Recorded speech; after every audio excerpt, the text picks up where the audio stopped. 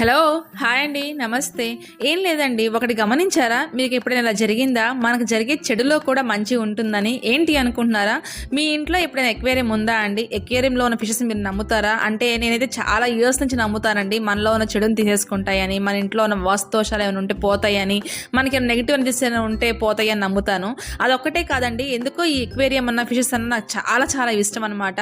అలాంటిది ఈ మధ్య మా బాబు ఎక్వేరియం క్లీన్ చేస్తుంటే చిన్న క్రాక్ పడి హోల్ పడిందండి. వాటర్ లీకేజ్ అనేది జరుగుతూ ఉన్నాయి. అండ్ 1 month నుంచి రెగ్యులర్గా ఫిషెస్ అనేది చనిపోతూ ఉన్నాయండి. ఎందుకు ఇలా జరుగుతుందో అర్థం కావట్లేదు. వాటిని చూస్తూ ఏడుస్తూ బాధపడుతూ కూర్చోవడం తప్పనిచ్చి నేనేం చేయలేకపోతున్నా.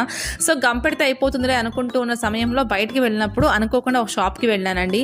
అక్కడ రీజనబుల్ ప్రైజెస్లో బెస్ట్ క్వాలిటీతో ఉన్నాయన్నమాట. ఫిషెస్ అయినా ఎక్వేరియం అయినా సరే చాలా తక్కువ రీజనబుల్ బడ్జెట్లో నాకు వచ్చేసినాయి కదా అని తెచ్చేసాను. సో ఇల్లు మొత్తం కూడా మారిపోయిందండి. చాలా కళగా అనిపించింది. సో మీ ఇంట్లో ఎక్వేరియం ఉందా? ఉంటే కామెంట్